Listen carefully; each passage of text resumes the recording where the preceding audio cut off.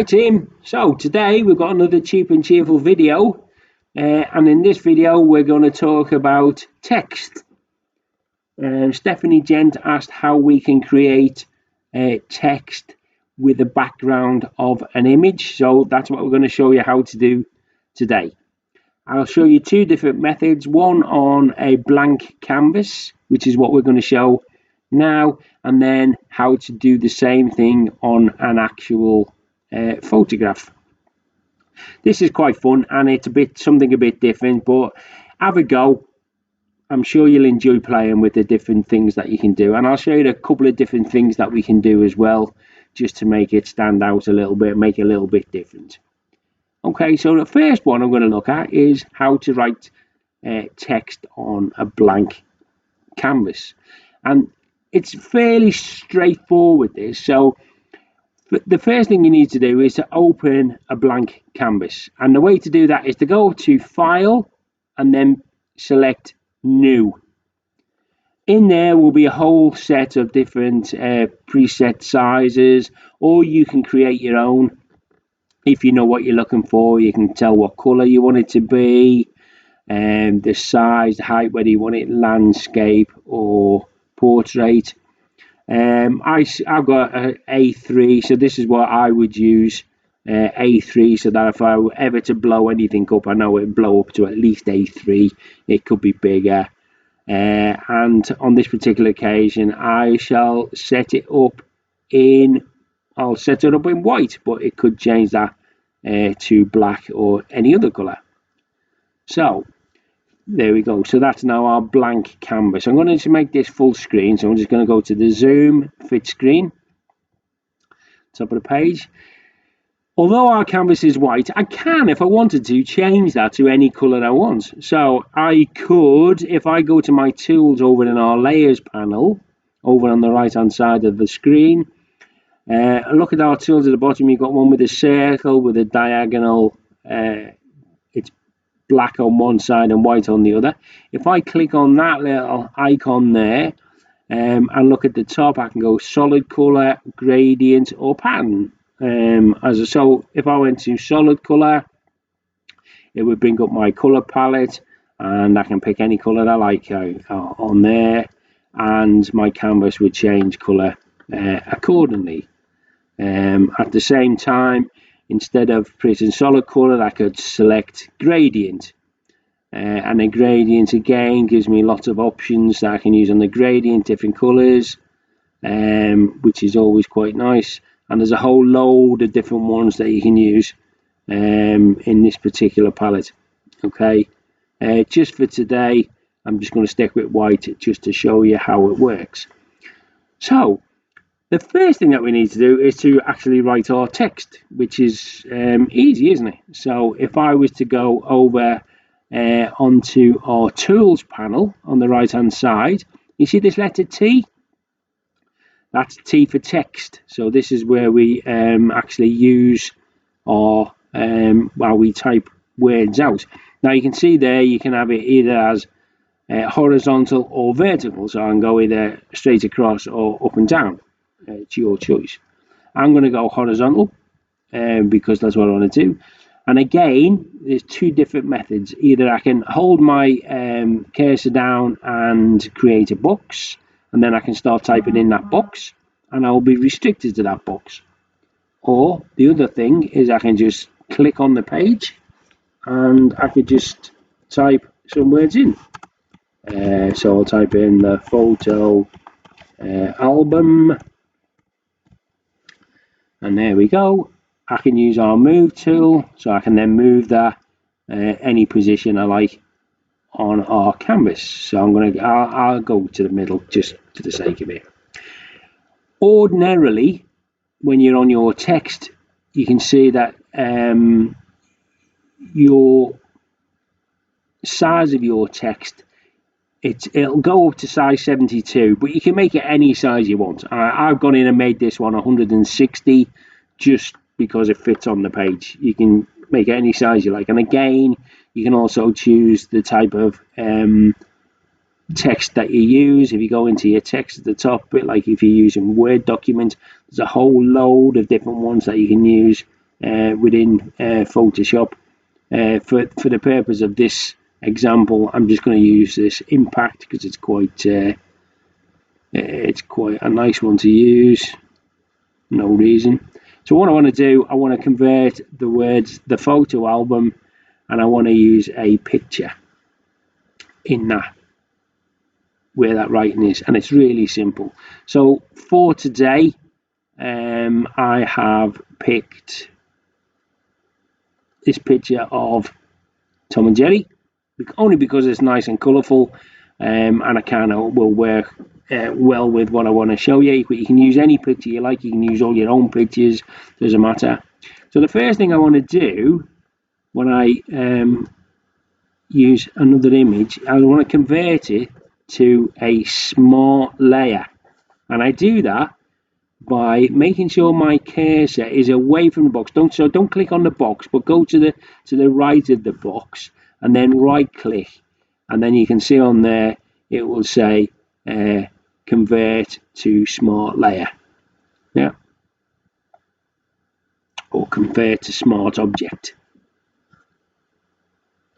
The reason why I do that is if I was to make that larger, that image, by having it as a smart object, it means I don't lose any of the quality, because sometimes you can make a picture bigger, especially if you copy something from the internet. You then make it bigger and it pixelates and it looks all not very good.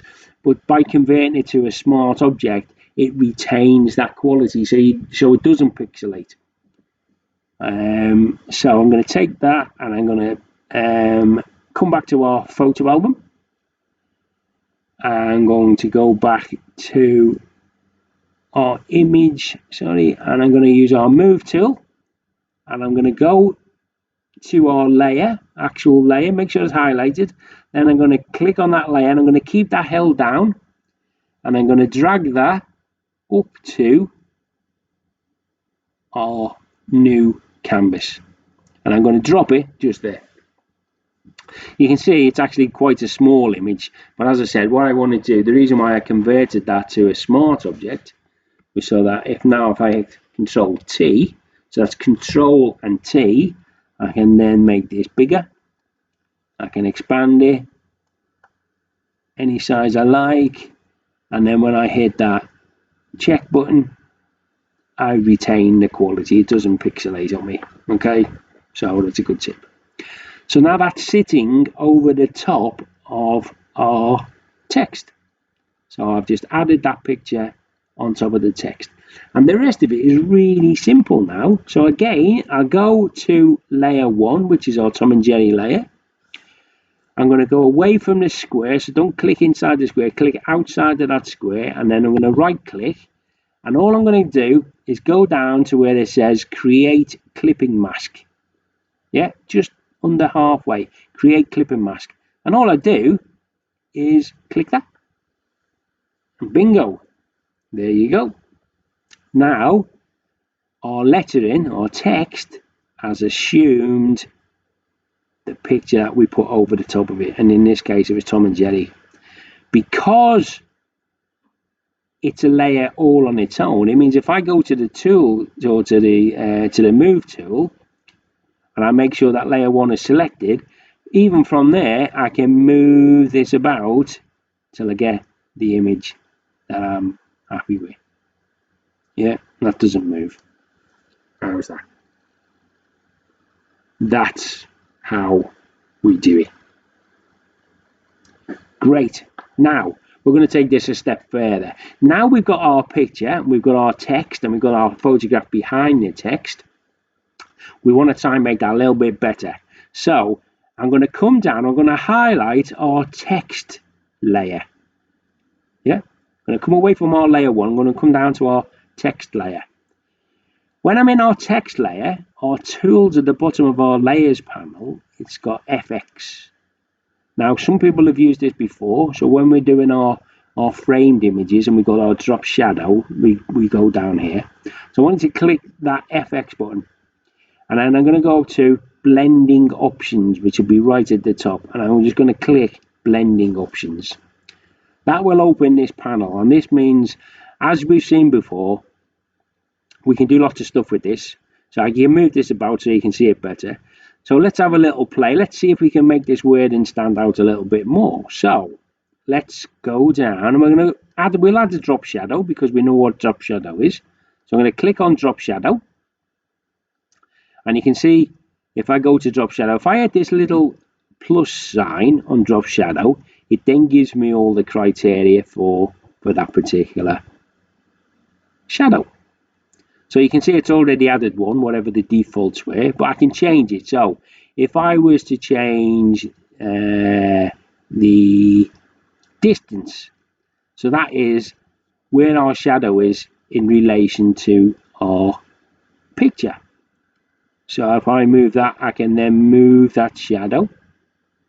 You can see I can move it forwards or backwards. Yeah. The spread means I can widen it. Yeah. And the size means that I can just make it bigger. Yeah. It goes a little bit more hazy. If I wanted to change the color of our drop shadow, I could go to the top and I can just click on there and I can change the color to anything I want. Red, purple, blue, but I'm going to stick to black. Okay. And also I can change the angle of our shadow. Now it's currently at 90 degrees, which is nice for this particular one, but I'll just show you, you can change that. You can either move this little angle finder, and I can move that around, so I can go to the left or the right, and that's just basically where the light comes from, and it'll create a shadow based on that particular image. Yeah. Or you can just change it. I want to go back to 90 because I like 90. Great. Okay, so now we've got a little bit of a drop shadow and it looks a little bit better. So now I will change that again. So what else can we add? You can add anything I want. But just for today, I like stroke. So what stroke does, it actually puts a line around our lettering and make it stand out a little bit more, make it a little bit more cartoony, if you like. So if I click strike, or stroke, sorry, not strike, and then add the plus button, yeah, you can see there now it's put like a border, a black border around our letters, and I can make that bigger or smaller. Yeah. So it makes it just stands out a little bit more, like that. I can even change the colour. So I can go down there and change the colour. So I can have, I don't know, a red one, or a blue one, or a yellow one. All of these things you can't see because it's not very big. So what I need to do, if I convert that, I'll put it down to 1, but if I was to make that, for argument's sake, 16, and then change the colour, you'll see that'll look better. There you go. So like red, or blue, or pink, or whatever colour you want. But I'm going to keep it black, because it just looks better to me. Okay, and I can change the size again, come down a little bit, make it a little bit less. Okay. That kind of looks, I like that. Okay, press OK. There you go. How's that? That looks great, doesn't it? And if I wanted to change anything, I could go back to the drop shadow. All I've got to do is down in my layers panel is double click that. It brings that drop shadow back, and then I can change it again. I can change it, and if I bring that down to there and change it, so it looks that way. Very cool. Okay, so that's stage 1. So that was really simple, wasn't it? That was not difficult. So I'm going to get rid of that now. I'm just going to close that. I don't want to keep that. Yeah. What we got here? This is a blank document. We don't want that one. So now I'm going to show you how to do the same thing, if you like, on top of an actual image. So this is one of my pictures of a red kite, and if I wanted to include some text in pictures on top of another picture, I do it exactly the same way. So again, I've got my background layer, which is my red kite. I go to my text button and I will just type out, let's say, red kite. I'll get my move tool so I can move it to the right location. Yeah, perfect. Then I need to go to my whatever image, and you can use any image you like. Again, make sure it's on Smart Object. And I'm going to drag our Smart Object over to our image and drop that in place. Command or Control the letter T, so I can make this bigger or smaller without losing any quality. Press OK. Doesn't have to be all over because I'm never going to move it more than that. And again, all I need to do while I'm on that layer, while I'm on our Tom and Jerry layer, make sure I'm away from the square, right click, create clipping mask. And there you go. Move it around so you're happy with it. It's a red kite. Yeah, back to our text button. In there,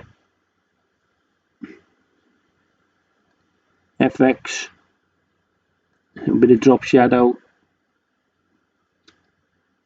Yeah, I'm going to change the distance on it.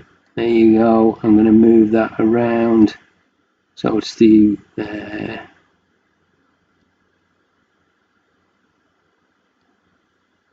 how about there? Be good.